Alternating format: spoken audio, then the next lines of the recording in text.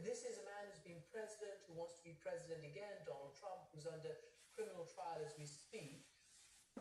What was that setup? What were you saying? He's way at the back of the frame. This is, I've been told, one of his favourite rooms. It's the boardroom in Trump Tower, where everyone would get fired in his TV show.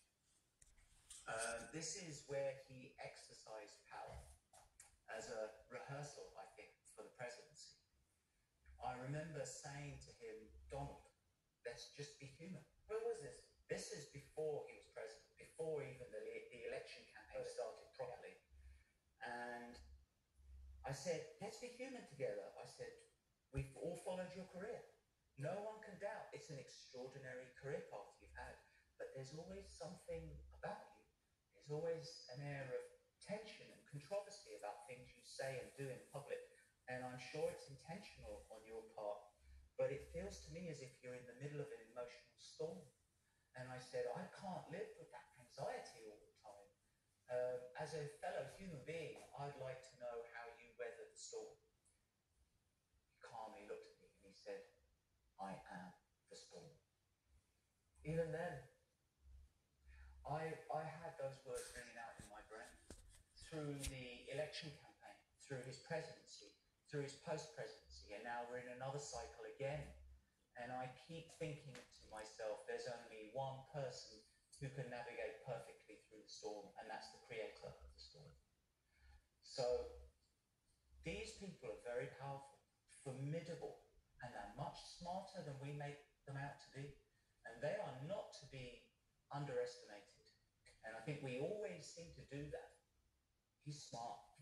one of the big issues that he brought to the fore, others have, but he really made it a campaign issue, is immigration.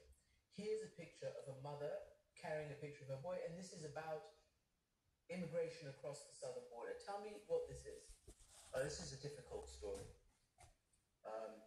Her name is Femina. She's from Guatemala, country ravaged by conflict, abject poverty, corruption, gang violence. Her parents were killed, grandparents were killed. She had trouble feeding her son, who was, I think, 8 years old at the time. His name was Omar.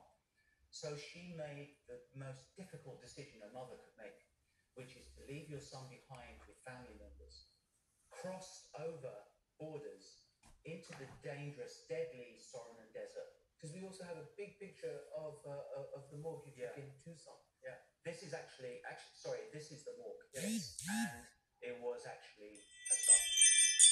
She found this out the day I was to photograph her. So I did what my heart told me to do. I put down my camera and I gave her a hug. Christiane, I still remember the feeling of her pain going through my body like vibrations. And eventually, after a few seconds, she pushes me away.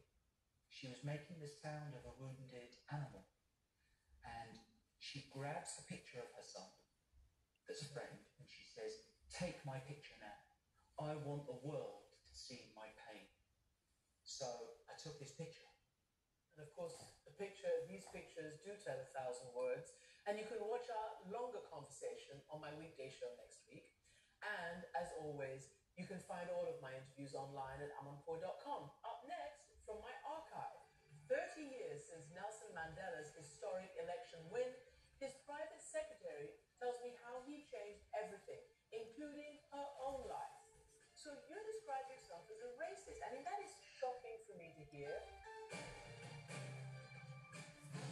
Beyonce's new album is breaking records. Who gets to say what country is? Call Me Country. Beyonce and Nashville's Renaissance. Streaming exclusively on Max. Our pharmacy has been in business